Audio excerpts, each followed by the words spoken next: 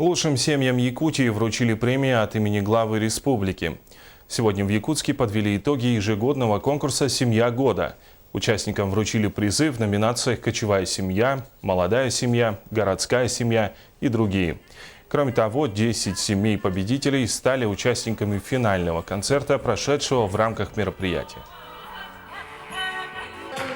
Участие в конкурсе – это очень почетная миссия, которая на нас выпала, которую мы не сильно-то и ожидали, потому что было большим сюрпризом появление нас на этой сцене и в этом конкурсе. В смысле в том, что мы победили в номинации «Городская семья». Попросили сделать презентацию, там немного рассказать о себе, то есть характеристику семьи написать, анкету сдать там. Ну, в общем, все, что попросили, мы все сдали.